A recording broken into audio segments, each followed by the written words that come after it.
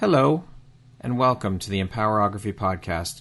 This is a platform created for women's voices to be heard and a place to share their stories, journeys, and successes with the world for the purpose of helping other women who might be on similar journeys. We are empowering women one episode at a time. I'm your host, Brad Walsh, so kick back, grab one of your favorite beverages, and enjoy the stories.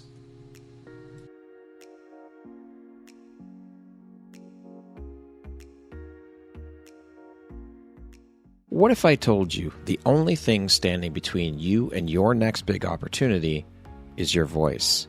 This isn't just another program. Empower Your Message is your ticket to becoming the podcast guest everyone wants. You'll learn how to craft a pitch that gets a hell yes, show up with unshakable confidence, and drop truth bombs that leave hosts and audiences wanting more. No more playing small. No more waiting for permission. It's your time to be heard. Loud, clear, and unforgettable. Visit the link in the show notes to sign up, and let's make your voice impossible to ignore. The mic is waiting. Are you ready? Hello there, Brad Walsh here, your host of the Empowerography Podcast, a platform that was created to help elevate and amplify the voices of women through sharing their stories. Today, my guest is Cat Orsini. She helps business owners scale their operations through her signature Firework Experience framework. She is also a certified coach that helps clients move beyond traditional lead generation to create authentic, scalable business growth, and is also the founder of the Action Incubator. Welcome, Kat. How are you doing today? I'm awesome. Just really appreciate being able to be on your platform and be with a like-minded light worker. I am so excited to have you here. It's been a while since we last connected, and we've been trying to get this done for a while. So now we are finally here, and I am so grateful and happy to jump in and share a little bit about your story, your journey, and of course, the beautiful light you put out into the world through the work you're doing. So with that being said, let us jump right in. That is one hell of a resume, Kat. Was there a single moment for you that felt like your soul whispering, it's time to rise? Or was it a slow burn for you that finally just erupted? I think it's a mix of both. I know when the first spark was lit, I was in fourth grade eating lunch. Oh, that far back. Wow. I was in fourth grade eating lunch in the bathroom. I was very aggressively bullied in grade school, and there was just nowhere really safe. And I remember looking out kind of the frosted window, hearing the kids playing outside. And there was just this moment of knowing. And that knowing was, I knew that I was meant for more. And I didn't know what more was. I didn't know what more could look like, but I knew more was equated to success. And success for me incorporates like happiness, right? And peace and harmony and things like that. Not this Dante's eighth circle of hell experience that I felt I was going through. And so that knowing is what got me through a lot of dark times, different experiences that clearly universe, God, source, chicken, broccoli, whatever, decided that I needed to get through.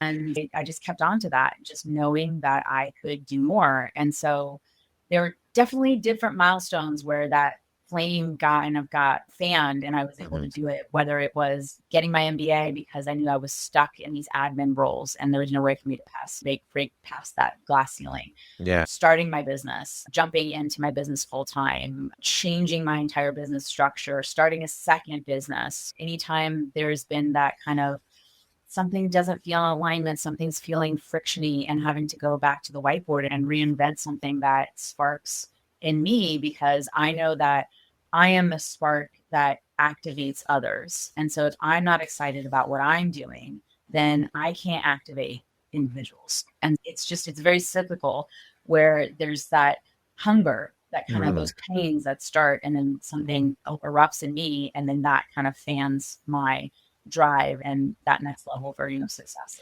Yeah. If we're not excited or invested or embodying the work that we're doing, how the fuck can we expect anyone else to get on board and support and be excited about what we're doing and want to be part of it? It's everything. I'm not a 9-figure business. I am the brand. I am the product. I am the service provider. I am everything. Yeah. And yes, I have team and all this other stuff. But at the end of the day, if you're saying, hey, do you want to talk to Kat or do you want to talk to someone on our team? People are going to go, I want to talk to Kat. Yeah. And so that needs to be there. It's what is the ultimate client attraction magnetism. For sure. What sets you up and sets you apart. Absolutely. And so what did it feel like for you to wake up one day and realize you'd become a version of yourself you no longer recognized? Yeah, I'm in the middle of that still, like on the other side of it. At 22, I was 320 pounds. Wow. I was like, let me see the reaction that happened. So I'm now at 140, right? A size 2, 4 kind of thing. And there's body dysmorphia and things like that. But that sense of kind of not fully understanding where you are also happens. It's like business dysmorphia, right? Or relationship dysmorphia or whatever it is. Dysmorphia can happen in all areas of our life. And sometimes it takes us a little bit of time for our brain to reconcile it, to truly accept it. And maybe it has something to do with safety or security or something like that. And it's especially with, and I'm ADHD and autistic. I was only diagnosed a year and a half ago with ADHD, about 2 months ago with autism. Okay. And so there's those things can cause this almost reality buffer in a way Right. where things don't quite catch up. And so really looking at, oh wow, I'm actually living a version of success that I had established maybe 20 years ago. But 2 years ago, I decided that a newer version of success would actually be successful. So I've always been living a successful life. It's just, when are you reconciling it to from when you had first established that decision of what success looks like? So this body that I'm in was never really something that I thought I would achieve. There was maybe a little glimmer of it, but it wasn't something that I held as true and in my heart kind of thing. And so similar things with the business of like where I am in my business right now, my God, I would be falling on the floor from 19 when I went into my business full time. I was like, what? And if I thought about when I first started my coaching certification back in 2013, really? I thought maybe, but actually doing it, like, whoa. So I think that's the pieces is we tend to, especially in the entrepreneurial world, we keep moving the goal mark. We do. So we don't actually fully embrace the successes that we've achieved. And success isn't always a firework, right? Sometimes it is a little sparkler. Sometimes For it's sure. a flash. But all of that is kindling for the bigger firework experience. Yeah, we do not take the time as human beings in general. I think we do not take the time to slow down and celebrate those little wins that we have along the way. And we need to do more of that because not only for ourselves, but when we do that, it's a permission slip for others to stand up and do the same. We need more celebration in this world. And it's so much easier to celebrate someone else than it is to Yes, celebrate ourselves. for And so sure. part of that is, and you talk a lot about alignment and being in integrity and this awareness. And a lot of times what activates the fraud factor and even the success fear and imposter syndrome is not living in alignment. And so we tend to give to others before we give to ourselves. Oh, yes. Really looking at, if you're someone who tends to celebrate other people and who cheerleads them, looking at what are your best strengths, are you pouring that back into yourselves? Yes. And absolutely. that's just a simple fix. You can do both. I think it's necessary. You're right. Thank you for making that point. So having lived on both sides, corporate structure and entrepreneurial freedom, what would you say is the biggest lie we've been sold and told about what it means to be a leader? Oh, improve your strengths. Sorry, that's what you need to focus on. What we've been told is improve your weaknesses. And it goes hand in hand with this. You're supposed to do it yourself. And so it's very American, but it tends to be, from what I've seen, also very universal, which is do it on your own. And if you have help, then, and I think this is more so with women because men don't do this as much, then you haven't really earned it. Yes. And so it's actually the thing that we're socialized to. I'm not going to go to the Barton monologue. It's actually the thing that keeps us in like an invisible cage, right? You're supposed to do it all by yourself and you need to be driven, but not too ambitious and all this other stuff. And I think it's really around, I know that I had one of my first releases and really was able to step into a leadership role in my corporate life when I stopped focusing on my weaknesses and trying to improve them and really double down on my strengths and identifying the people who were strong at where I was weak. and allowing them to do that work and really building a team around me and building a reputation for someone who cared, but who also got things done efficiently. And there is a balance. And I'm not saying we can fight every narrative, but there are ways to work within the system to be able to still achieve whatever it is that we determine is success. I absolutely love that you've shared all this, because these are things that I talk about quite frequently too. And I think around the focusing on the weaknesses instead of strengths, yes, that's the bullshit lie, but that comes from the conditioning in the education system. You think about, why aren't we looking at it from the viewpoint of, okay, Cat is very strong in mathematics, say in school. We'll go back to school and say Cat was very strong in mathematics, but not so strong. No, but not so strong. Not so strong in, say, science or English. Cat, you've got to improve your science and English. And why aren't we shifting that focus to the mathematics to say, let's nurture Cat's mathematical skills and help to improve her? This is where she thrives. This is what she enjoys. Let's focus on that, and her amping that up even more than she's already got it. That's what we need to do. There's two components, I think, that actually contribute to that. One, our education system is not designed to create entrepreneurs. No. Cogs in a wheel. Right? Yes. Yeah. But I also think there's this innate fear.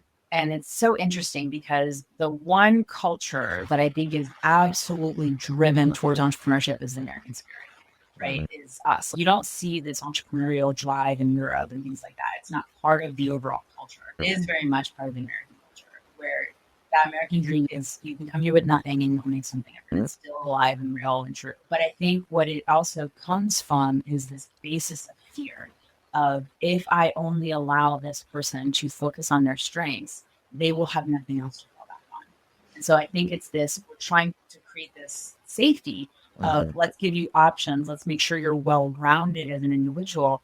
But the concept of well-rounded is one person's perspective. Yeah. And so well-rounded means that you have an ability in all areas. And instead it's looking at, okay, what is well-rounded for this individual? And what you see, especially in leadership, is the leaders that are most successful are managing individuals. They're not managing every single person the same. It's very much like parenting. I cannot parent my 3 children the same with each one of them. One is special needs. I can't. It's going to do more harm than good. I promise you. Yeah. And so really looking at, the education system isn't structured and built to be able to nurture individuals. No. And so what ends up happening is a few will be successful given this modality, but most people won't be because they can't conform. And then when we start having things like awareness around neurodivergence, special needs, and things like that, we're just creating this cluster of an experience that just perpetuates trauma. Shit's got to change. We give a lot of crap to parents who homeschool, but I'm seeing more and more of that, Kat. The more women I'm talking to, homeschooling is the way that more parents are going, because the education system. Communities now where different homeschooling parents are actually getting together and building these small, and it really got more visible during the pandemic time where people were having to step into that role. And part of it is also understanding your strengths and weaknesses. I am not a teacher. Not like that. I have no patience for that. I can't. It's just, I understand your weaknesses, and that's one of them. But I think it's amazing when I really admire parents who make that decision and hold that space for their children, because I really do believe they're setting them up for so much more success. For sure. Agree with you 100%. Absolutely. How has this journey changed you not just as a coach, but as a woman and as a human being? There was always something different about me, and I didn't quite know what it was. Obviously, I do now, but I think what has really changed was going from a place where I felt like I was always on the outside looking in, and having places where I felt like I was tolerated, not wanted, not needed, tolerated. That sense, you have that for the majority of your life, it's just really displacing. And I just didn't ever feel like I found a home in being able to fully unmask, fully step into my strengths, really get loud about what I stand for and what I'm against. I've been able to find my people. And one of the biggest things that I come to realize is there's a lot more lazy people in this world than when I was in high school. And so being able to find the awesome, being able to instantly click with my other neuro spices, and the one I heard the other day was neuro sparklies, right? Light it up, glitter it up, do whatever you want, spice it up, just get up, get loud, and being able to find your tribe, your chosen family, whatever you want to call it, feels so much more fulfilling, and it actually feels human. And so I feel like now I'm living a life that I'm having a more intentional human experience. And where I was before, which was reacting to other people's karma, I feel like now I'm in a place where I'm putting out my good karma. It truly is magical when you find your soul tribe, when you find those people that you resonate with. And part of why we're all here, a big part of why we're all here, is to be in and of service to one another, to support each other. So when we find our tribe, that's where the magic happens, right there. Because to your point earlier about not being able to do this shit alone, we can't. It's impossible to do this thing called life alone. It's impossible to do entrepreneurship alone. We need to, and we are meant to do it in community with one another. We are community. Yes, it's actually exactly. one of the reasons women stay stuck more often, because we are so community dependent that we then unintentionally allow that to affect our own judgment of ourselves, and we start playing smaller to try to conform. And part of it is not knowing that there's alternative communities that we can be a part of where we can turn the volume on. And I think that's just life experience gets you to that place. And what would be great is for people to be able to do that realization sooner in life. Absolutely. 100% agree with you. What is something the old you would never believe about the woman you've become today? That I can be myself, and that's enough. I was very much socialized and traumatized to believe, and I still fight this, that the only value I bring is what I can do for someone else. That just me, not what I can give you, not what I can buy to you, not what I can complete for you as a task. Just me and my presence is enough. That I am lovable, just me, all of me, right? Like, not pieces of me, not the masked and slightly unmasked version, but all of me is okay. And I fought that for 40 years. It wasn't until about 3 years ago that I really started unmasking. I had started doing it a little bit when I started embracing my strengths. That was the first time I started unmasking, was letting go of my weaknesses and stepping into those strengths. And little by little, I could some heels, the masks were coming off, but it was paper thin masks that were coming off. Yeah. We're still definitely on. And it's even just continuing to do the therapy around it. Not too long ago, I realized that there's two kinds of masks. There's a mask that you put on to fit in, and there's also a mask you put on to stand out. So it's about the volume play, which is, are you muting yourself, turning yourself down to fit in? Or are there instances where you're wanting to stand out, so you overdo it? Right? You overgive, you become funnier, you turn it on, right? Like you start dancing on stage, that kind of stuff, right? There's that amped up mask, and then there's the downplay mask, and just being aware of when you're doing what. And really, it's that a little bit of existential crisis of who am I when I am not doing something for someone else? And I think really being able to stand in that, which then allows you to look at, what am I tolerating because of the trauma of, if I'm tolerating this person, and let's say it's the only person in my life, then I'll be alone. Which one is worse, right? Creating that space and saying, what am I tolerating? What am I carrying as a burden that is unnecessary, that is not mine to carry? Yeah. And really releasing those things and feeling like what is sometimes naked, right? And stepping out into the world that way and being vulnerable and saying, this is who I am, and willing to say, take it or leave it. But also understand that take it or leave it is in our power too. Meaning I can take you or I can leave you. I can take this on or I can let it be. And understanding that it's a two-way street is a very empowering, but it's a very vulnerable place. And scary as shit. Because now it's really you. There is no mask. This is it. And am I enough? Am I too much? Am I not enough? All those things get activated, and really having to regulate your nervous system. And I think that's been one of my biggest opportunities, is coming into being able to self-regulate. That's beautiful. Thank you for sharing that, Kat. What does liberation feel like to you now in your body, your business, and your soul? I think it actually comes down to that self-regulation, honestly, of being able to choose how I feel. I think choice is the biggest indicator of success. Choosing how much I work, how much time I take off, where I spend my time, how many naps I can take a week, right? What my hours are, what I get to do in terms of extra stuff, and accepting my limitations. I can't do everything. I can't be everything for everyone. Being able to choose myself for the first time in my life. And so I think choice is the biggest indicator of success. Everything from first world problems like choosing how hot my back, having that choice because I built a business that allows me to have the income, that allows me to have this house with this plumbing in this school district and all those things.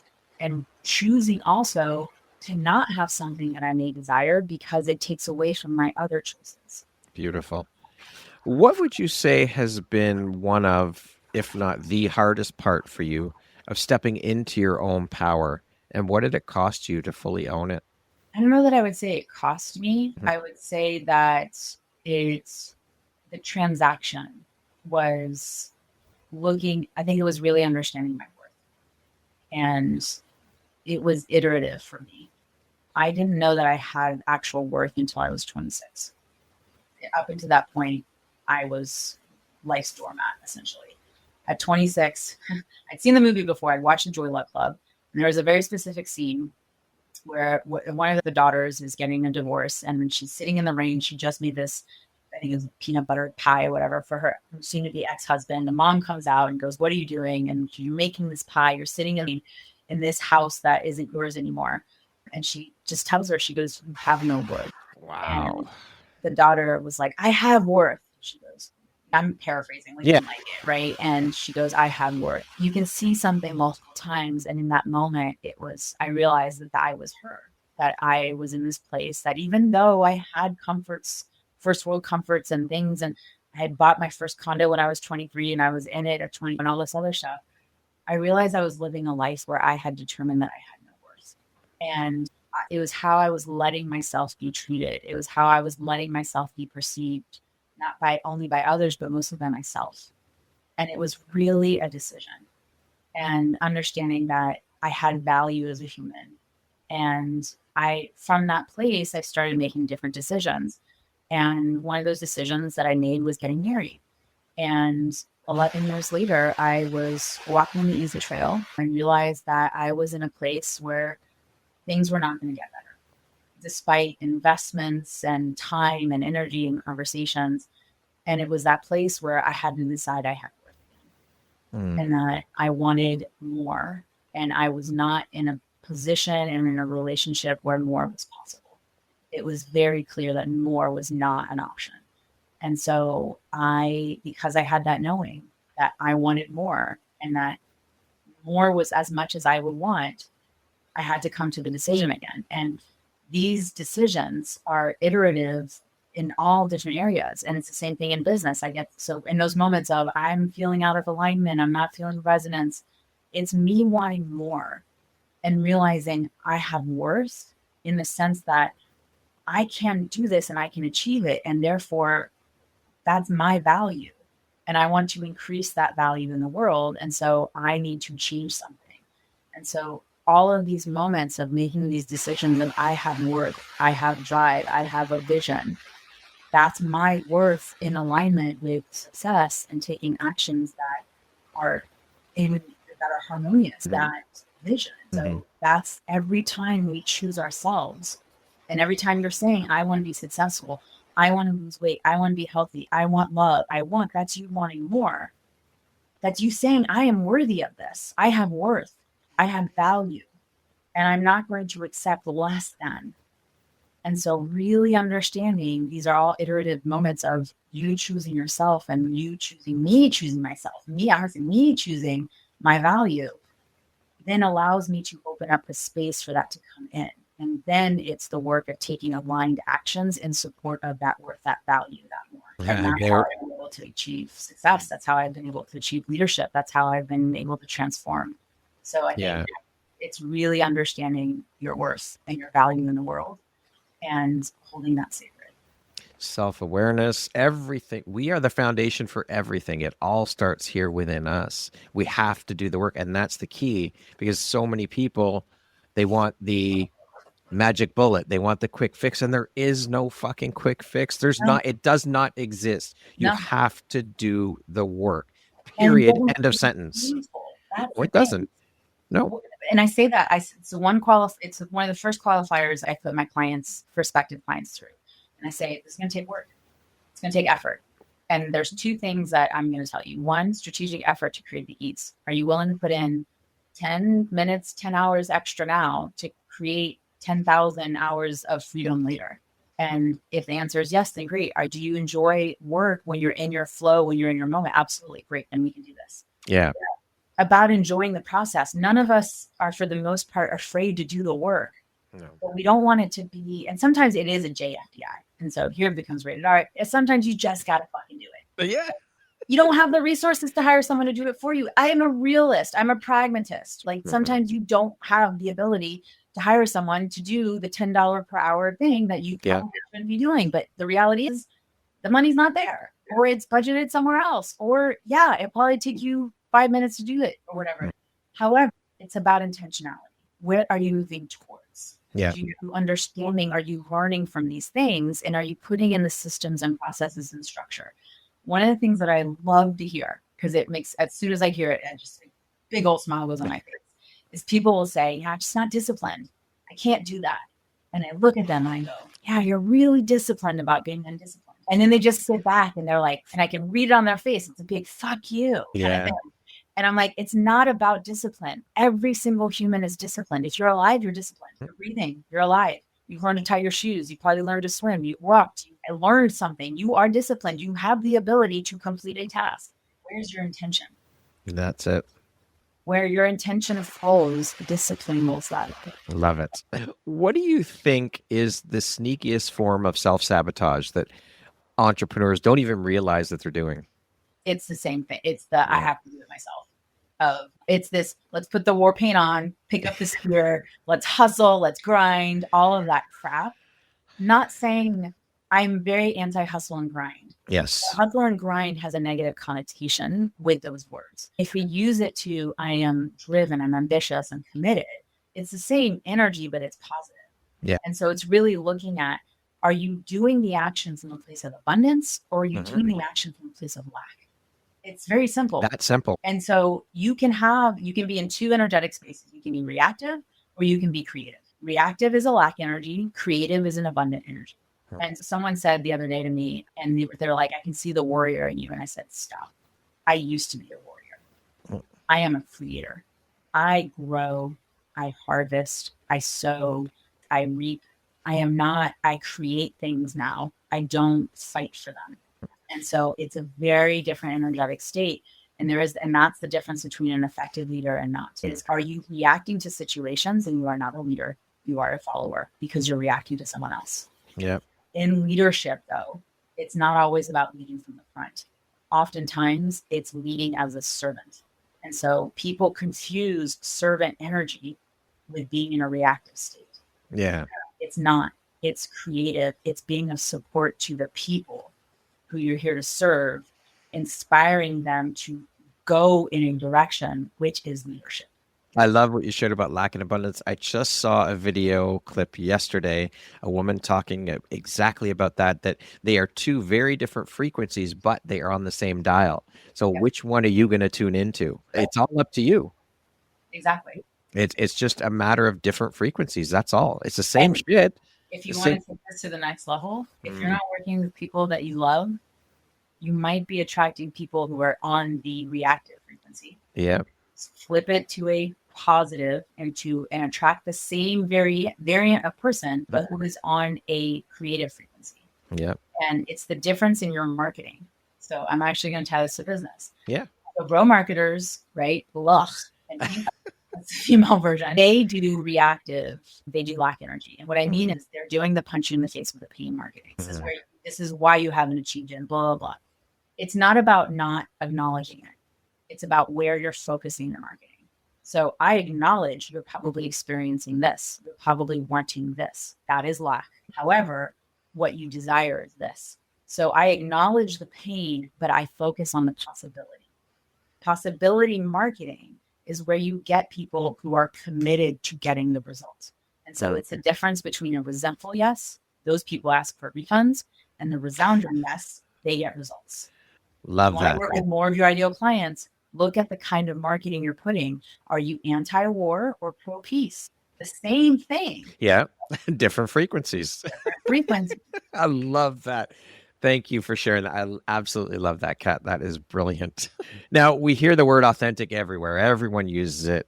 But what does it truly mean to you in practice, not just in linguistics or language? It's doing exactly what I did, which is unmasking and really showing up as yourself. I choose to share my ADHD and autistic diagnosis. It can be used against me. I can be discriminated against. It can be used from all kinds of different perspectives, from healthcare coverage, insurance coverage, all kind of stuff. And I'm putting it out there voluntarily.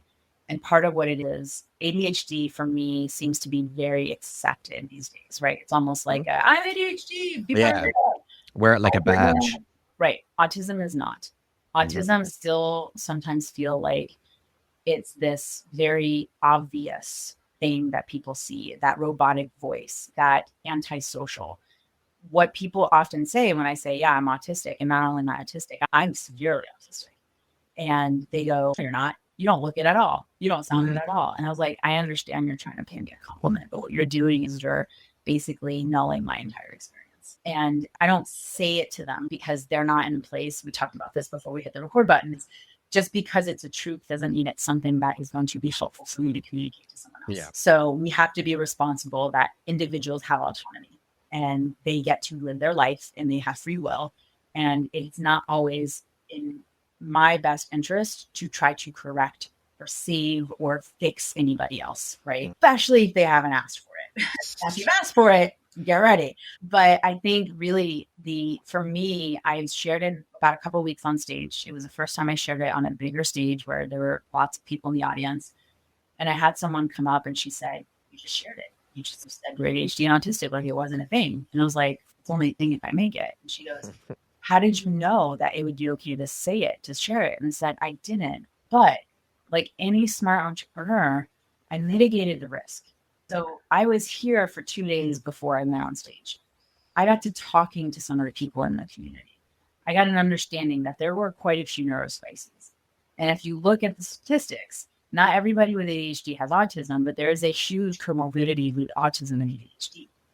So if you've got one, there's a good chance you have the other, not all of them necessarily. But if you've got one, your tolerance, your acceptance of the other is going to likely be there, especially with the kinds of people that were in the room. So I was like, I took no risk.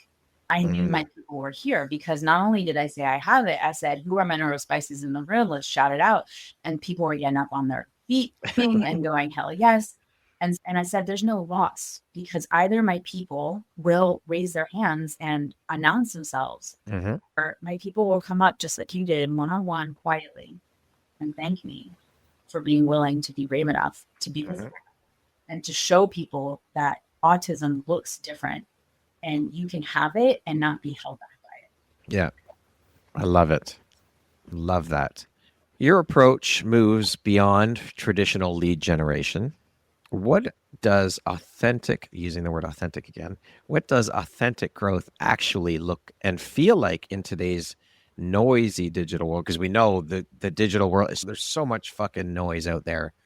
So I'm going to add to the noise, scalability, especially when it comes to high ticket sales. And sometimes it's high ticket relationships. Sales isn't always about money. Sometimes it's the kind of person you're wanting to connect to. It's about relationship. I specifically focus on relationship marketing, and I am a unicorn in the world of marketing because not only do I have my MBA, 9 business certifications, have a highly depth and deep knowledge in business process and engineering, also pursuing a PhD in metaphysics, and I'm an MCC from AICF, so Master Certified Coach.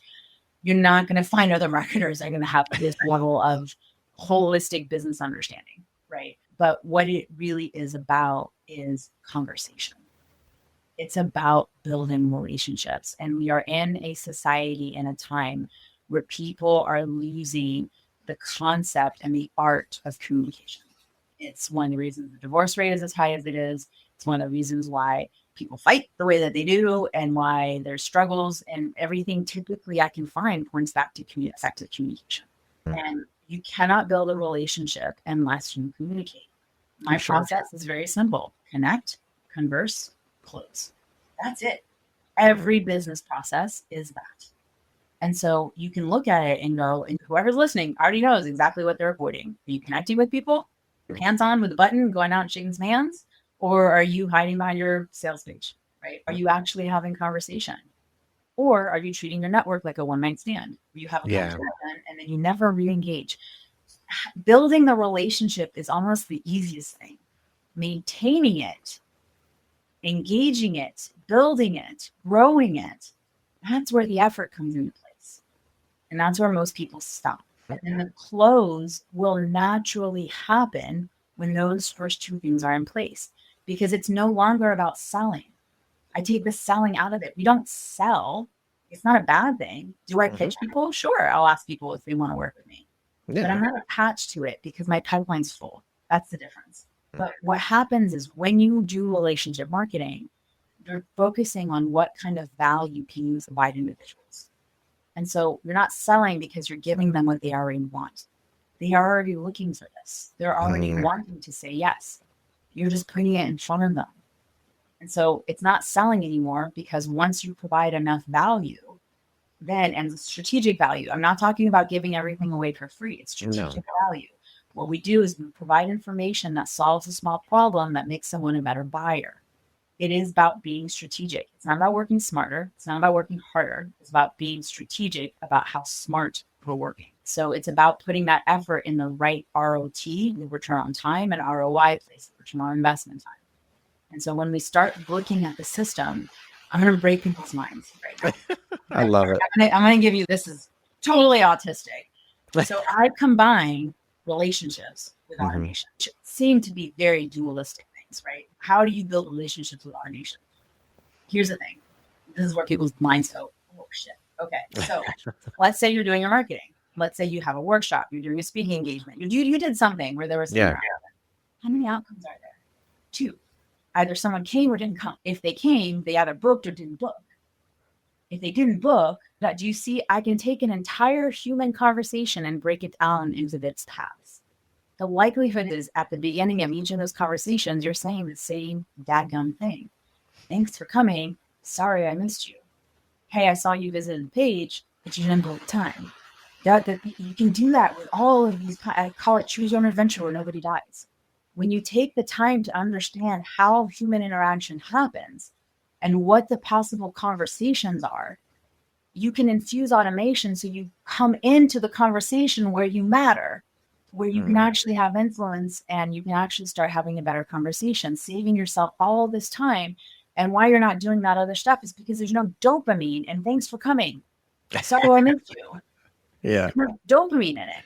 It becomes heavy and bothersome and annoying. So what if it was done for you? And what you're doing is engaging and interacting with people you're wanting to and responding in a creative way to the people that are knocking on your door.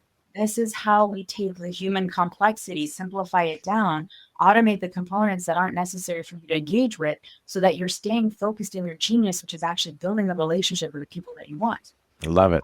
Beautiful. Relationships are currency. It's everything. Relationships, connection, community are abso-fucking-lutely everything. Without those, you're fucked.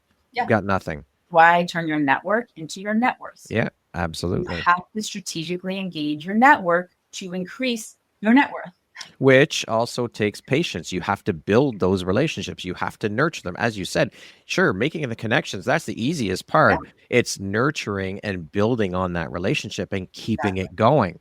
Exactly. It's so important. It's how, so only 3% of people are ready to buy at any given time. And most people are only focusing on that 3%, which means they're leaving 97% on the table in terms of opportunity. This also works in terms of if you talk to 100 people, 97 of them are going to say no. So if you're getting no a lot, guess what? You're statistically normal.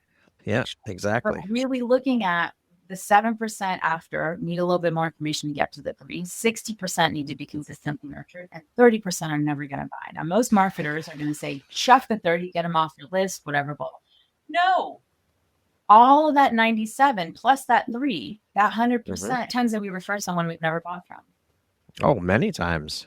Because you had built a relationship with that person. So are you educating and informing people in how to refer you? If you are not getting referrals, I say this on stage and people don't like it, that is your responsibility. Of course. Tough love. Are you allowing people to refer you? Or are you making it difficult? Are you making it easy for people to make those introductions? All of these are the levers in your business that you have control over. But it comes to nurturing the relationships. I was just talking about this yesterday on a podcast and saying that you don't have to say no, or you don't have to say yes to every client. You can say no to clients. But something I learned is that I'll use my photography business as an example. I am not a wedding shooter. I fucking can't stand shooting weddings. If someone comes to me and asks me, hey, Brad, I'd love for you to shoot my wedding, I will say, sorry, that's not my gig. That's not my bag. That's not my lane. I'm going to stay out of my lane. But what I can do is connect you with someone who will gladly shoot your wedding. That's what you do as an entrepreneur, is refer out. Don't just close the door, say, nope, sorry, it's not my thing, and that's it. Help that person out. Help that person get 1 degree closer. Exactly. Because guess what? They'll remember it. And when it comes a time, and there will come a time that someone will be looking for something through that person, and you will come to mind because you helped them. So long as you continue to stay top of mind. Yes. One-off help, and then that's it. And then you come back hat in hand, they're going to be like, huh? Yeah. So it's a two-way street. Yeah, for sure. It's about deciding you might have a limited garden. Be picky about the relationships that you're growing. I'm not saying every single person you meet, you have to nurture and follow up with and know their first child. It's about looking at, or how intentional are you being? How many of those amazing conversations you had with someone 6 months ago and you can't even remember their name? Yeah, for sure. Put all this effort into creating these connections and building and networking and doing what I call superficial marketing, but you're not actually following through. And then shocked that you don't have a full pipeline, that you're not getting referrals on a regular basis. And we're not talking about having hundreds of people being referral partners. We're talking about 5, 7. Yep. But those 5 and 7 don't always happen overnight. And if you're anxious about your business and that revenue that you're generating, it's because you don't have a full pipeline. You cannot control where your next client's coming from. Let me go ahead and bust that myth. What you can control is the kind of relationships you're nurturing. It's the modality in which you're showing what you're providing in truth of value, how you're facilitating those introductions being made, right? So it's very stoic and not the toxic kind. Look at what you can control and what you can't. Release the things you can't control. That's the other thing as an effective leader. There are things you can't control. Release it. Stop. If there's chaos and overwhelm in your life, you're probably trying to control something you can't.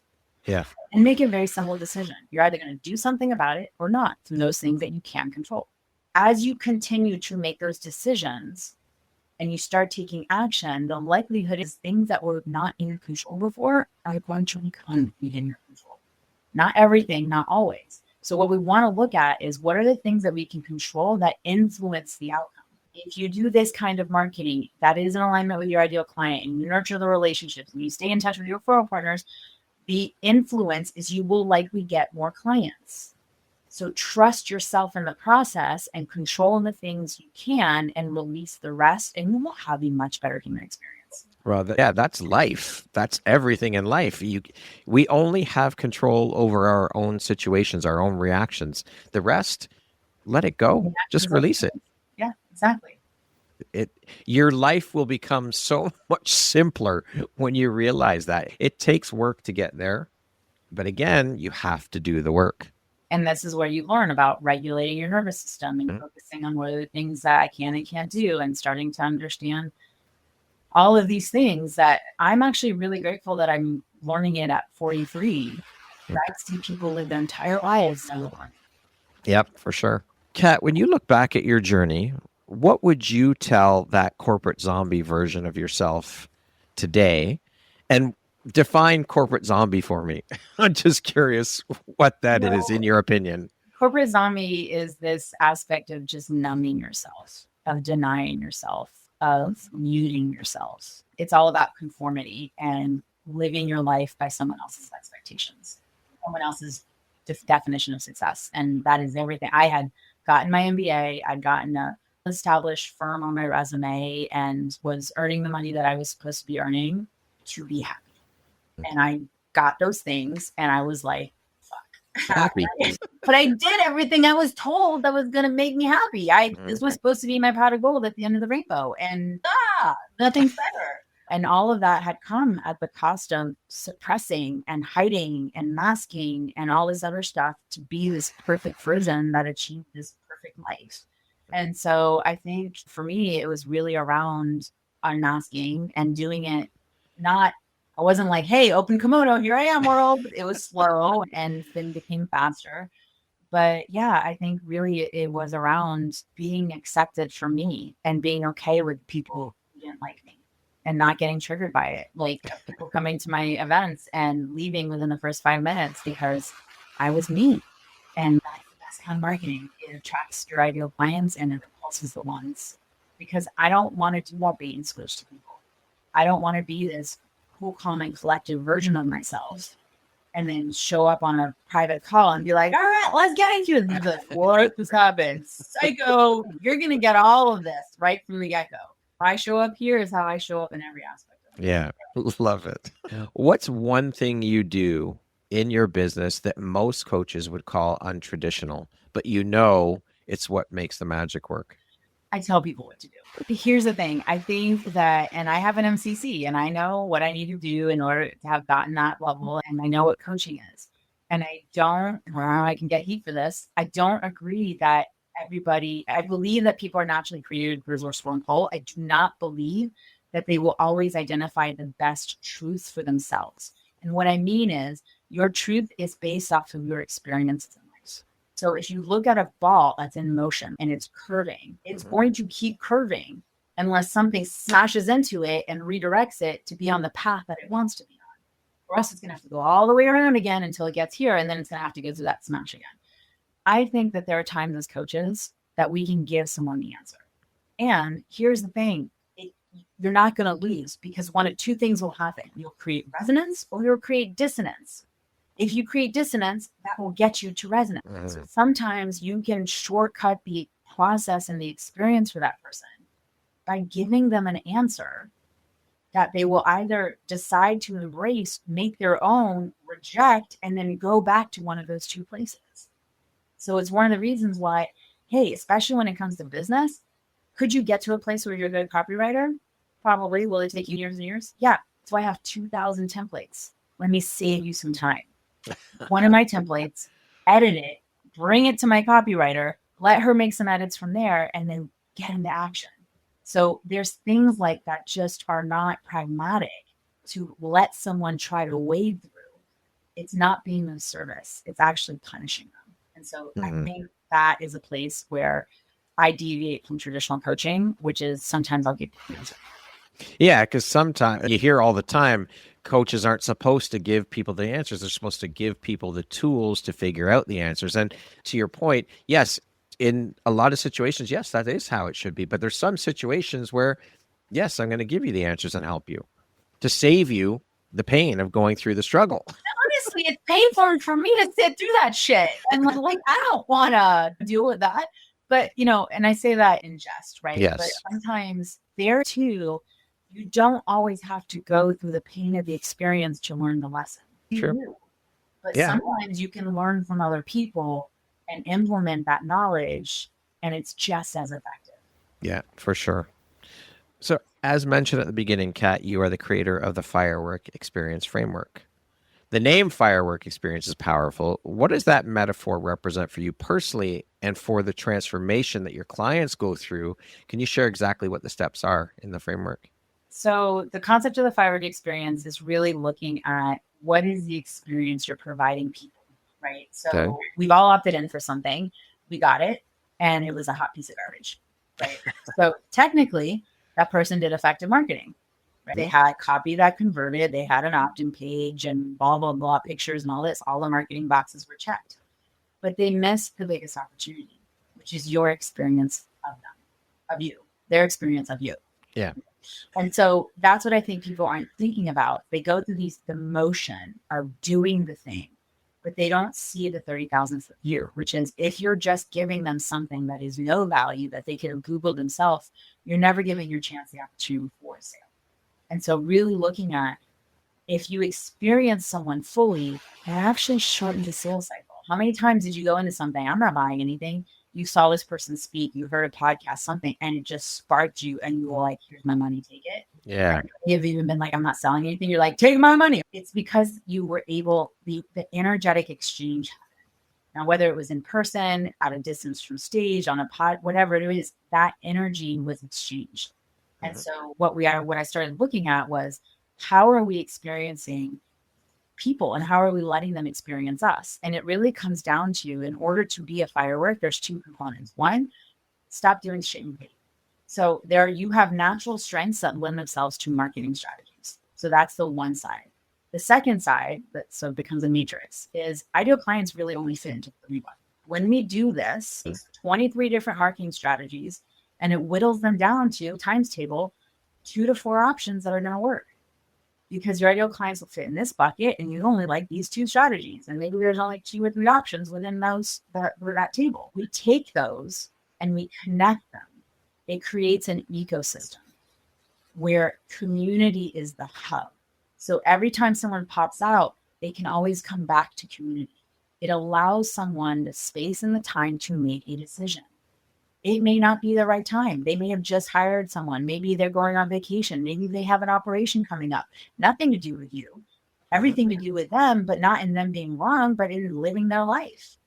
And so if we hold that space for them and don't make them wrong, then we can build a pipeline of people becoming ready. And now you have a name and a face instead of these arbitrary things that there's maybe people in there, I don't know.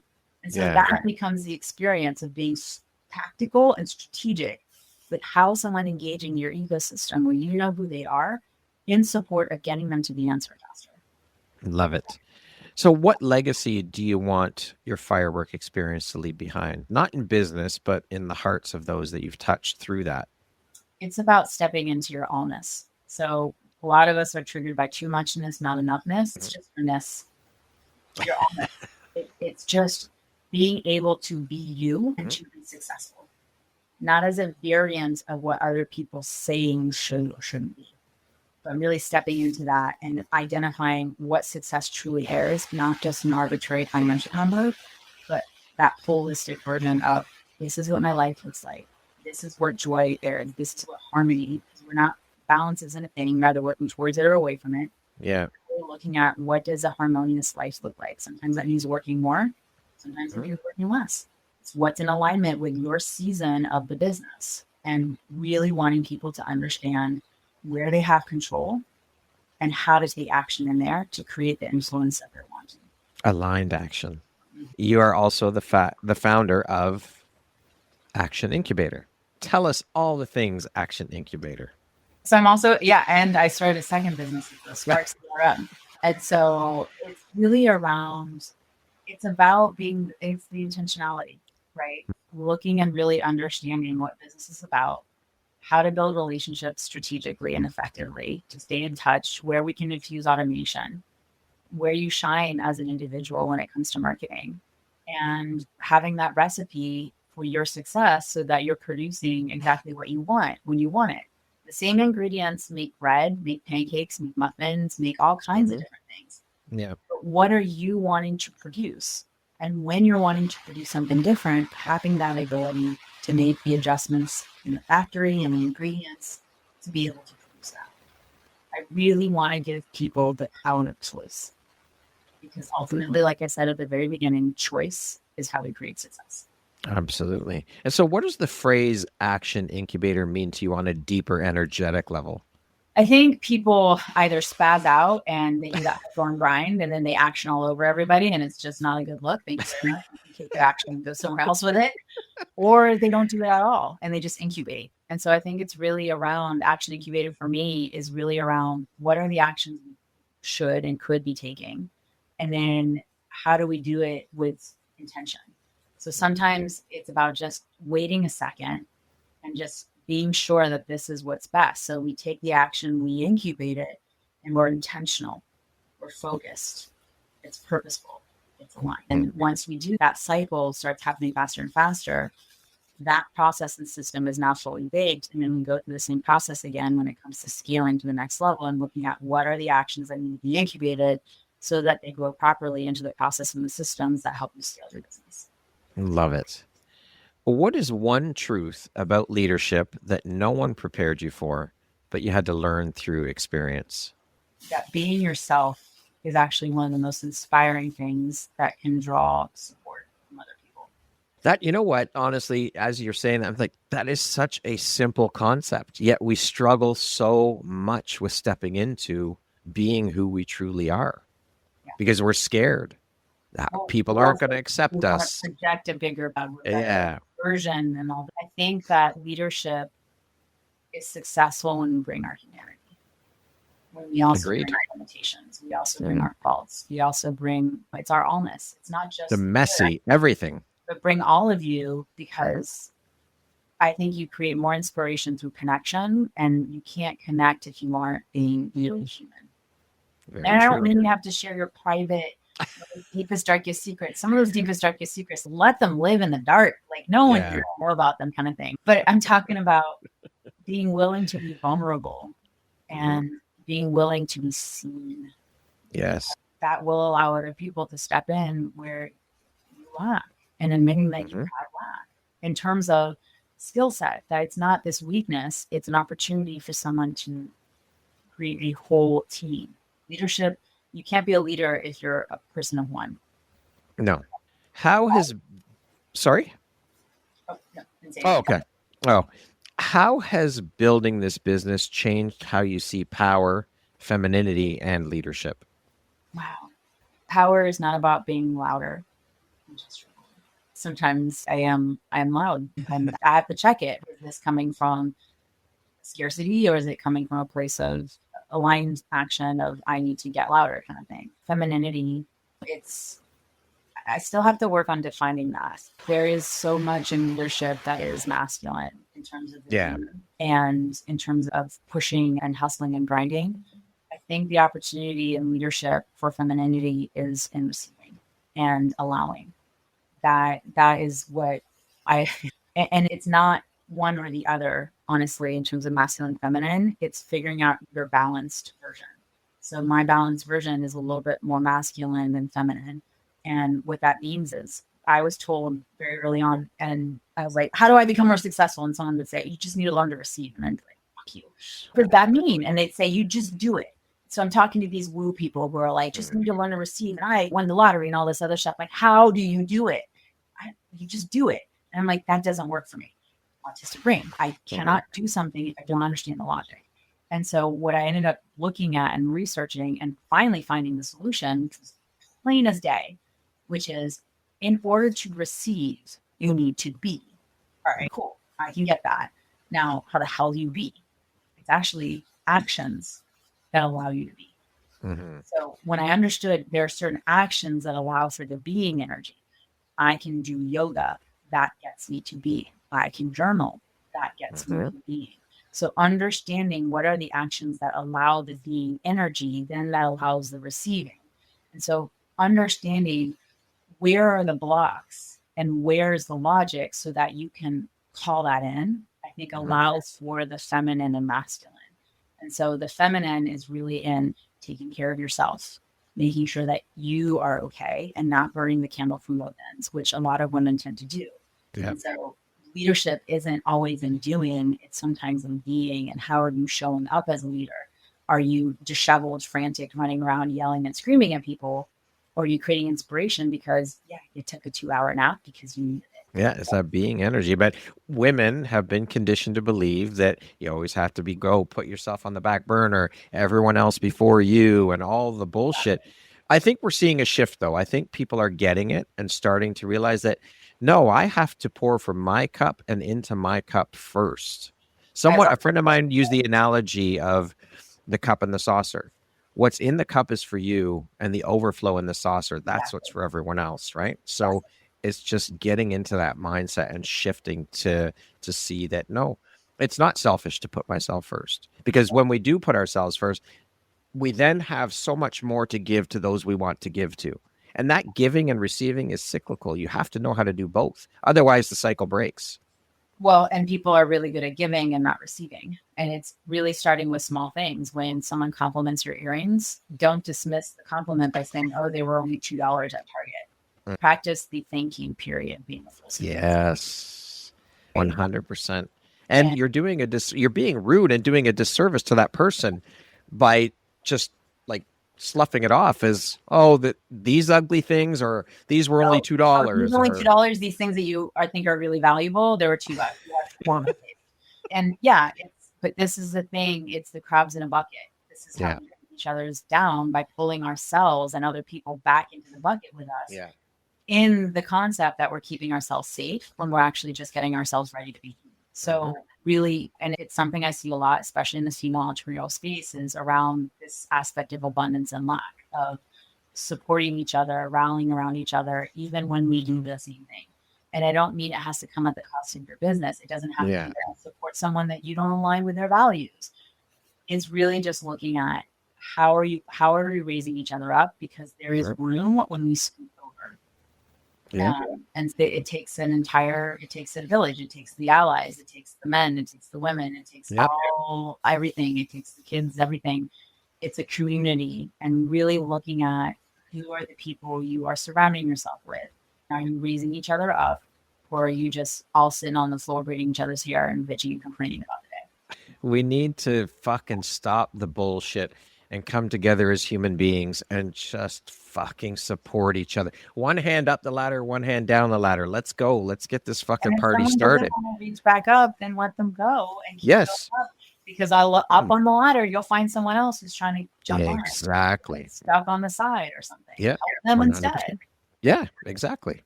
If you could send a message into the future to the next generation of women entrepreneurs, what would it say?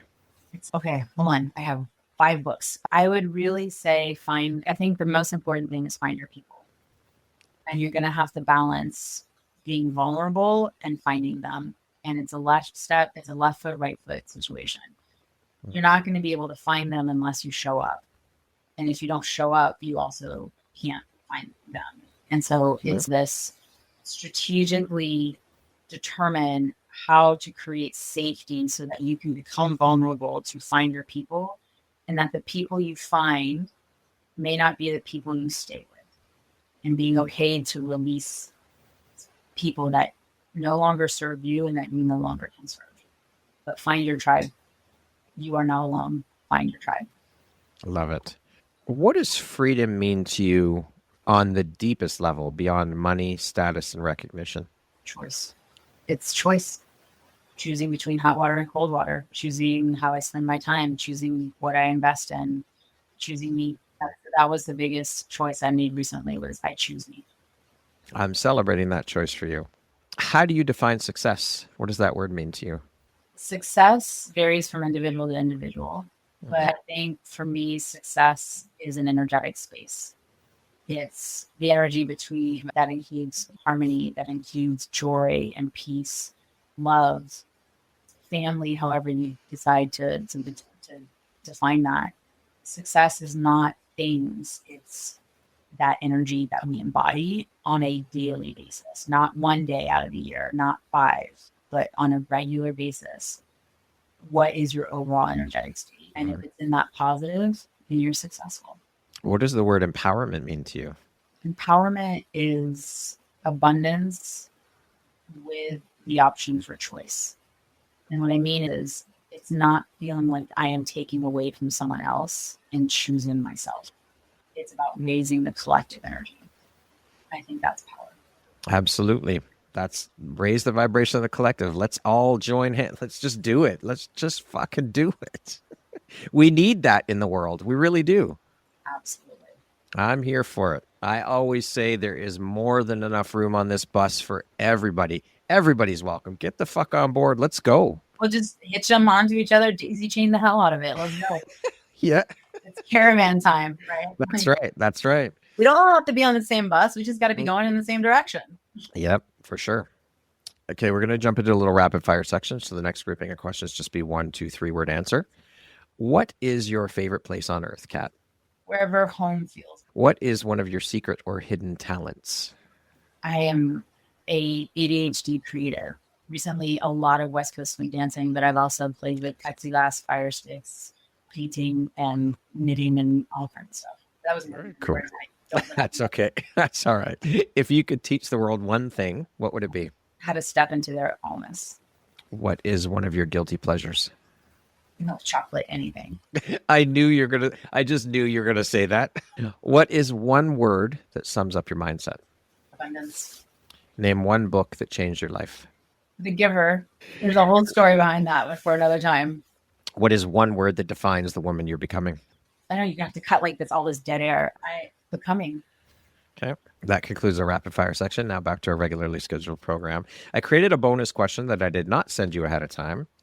What is one habit, ritual, or practice that has been a game changer in your personal growth?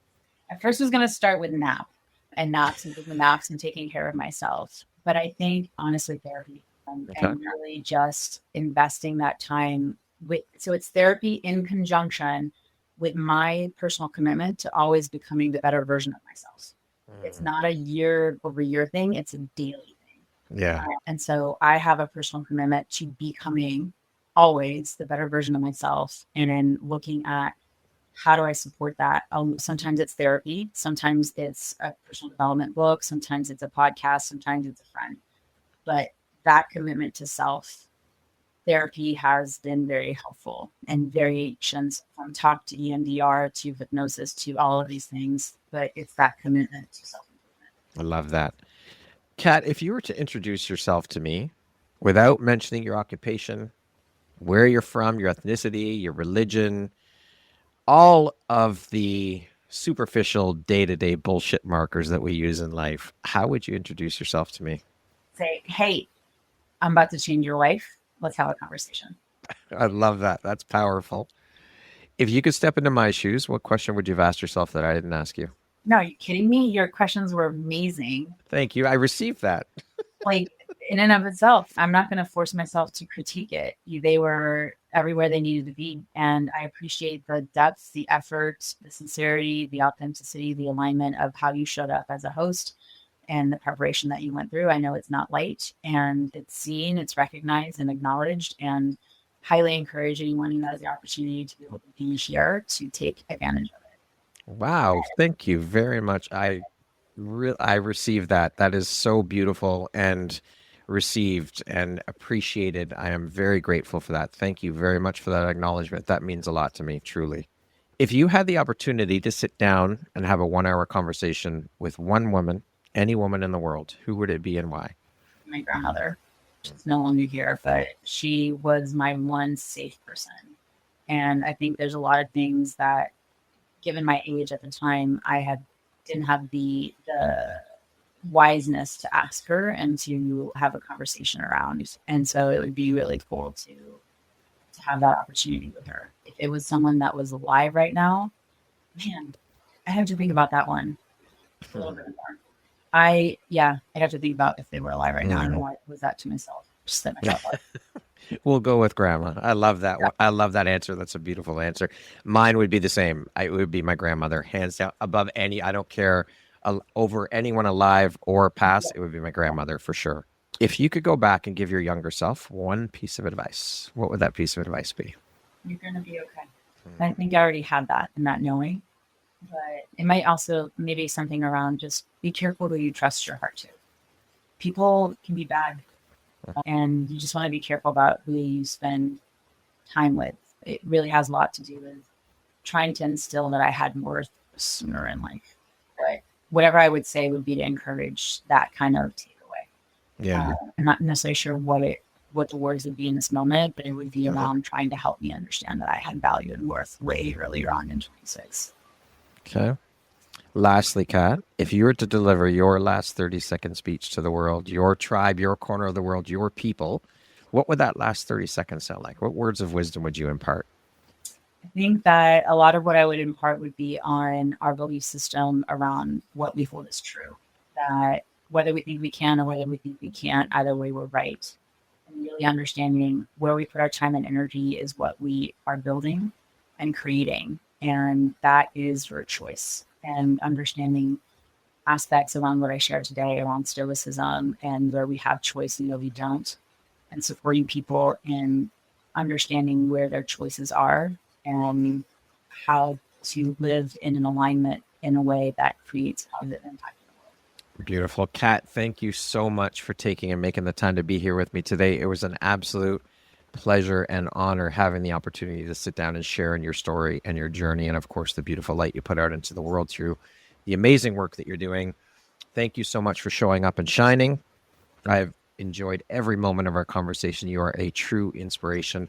Thank you. I am grateful to call you a friend and have you as a member of the Empowerography community. Thank you so much. It's been an amazing experience, and I'm full of gratitude and appreciation. Thank you, and I receive that. Once again, my name is Brad Walsh, host of your Empowerography podcast. Today, my guest has been Cat Orsini. She helps business owners scale their operations through her signature Firework Experience framework. She's also a certified coach that helps her clients move beyond traditional lead generation to create authentic, scalable business and growth, and is also the founder of Action Incubator.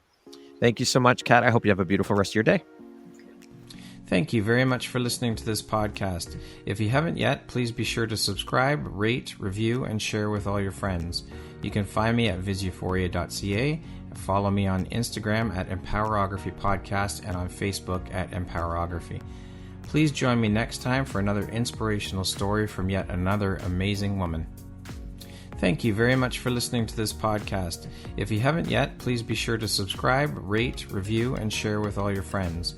You can find me at visuphoria.ca, follow me on Instagram at Empowerography Podcast.